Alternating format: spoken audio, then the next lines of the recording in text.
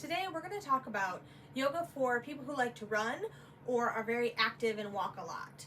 So we're going to focus on the lower body, but do remember that when we walk or we run, we're utilizing our whole body. So don't forget to include things like the latissimus dorsi and the QL and the core, things like that.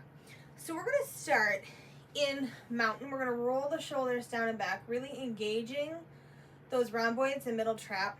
And we're going to bring the big toes together, lifting through the inner arches, lifting here, lifting all through the hip adductors and up into the pelvic floor. So we're really active. We're pulling the kneecaps up towards the hips. We're engaging all between the hip bones here. We're lengthening the pelvis down, the sacrum down. Roll the shoulders down. And I really want you to focus on making the bottom angle of your shoulder blade heavy and kind of pulling the bottom angle towards your spine. We'll bring the hands out, palms forward, and really lengthen. So we'll make nice deep breaths. Because when we exercise or we run or we speed walk maybe, we utilize our lungs and we use our rib cage. So we're going to really open that up with some deep breaths. Really expanding in the front, the sides, and the back. So once you feel nice and warmed up, you could even add some neck stretches here. We're going to cross one leg over the other. Now, if this is unbalanced for you, you can always make the stance a little bit wider, or you can just put your legs next to each other. So we're going to have our feet crossed, really grounding down through the feet. I like to keep a little micro bend in my knees just to make sure I'm not accidentally hyperextending, and we lengthen and we're going to bend at the hip. So this is going to give us a little bit of a different angle on the stretch for the hamstrings. And you may feel it higher up in your hip. Try to keep your hips straight as you bend over. So we do the other side. Now notice that we're crossing this over, so we're using the adductors here and here. So we come up nice and straight, and then we're going to fold over.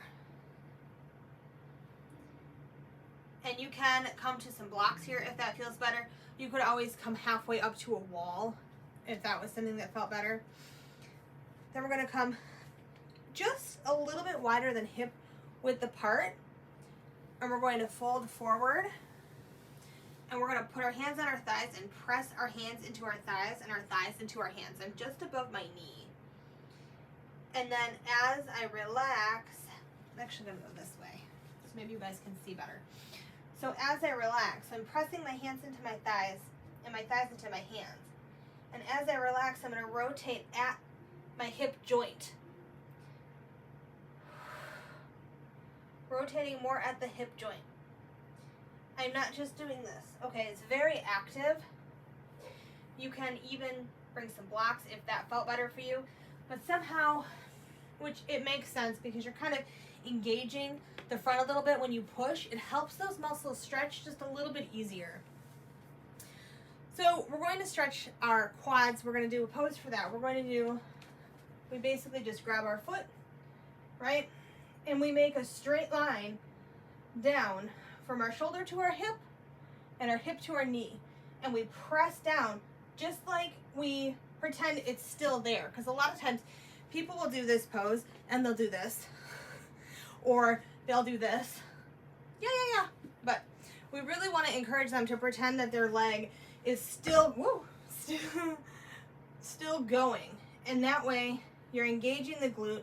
You're really lengthening a little bit of that hip flexor, but mostly the thigh, the quad.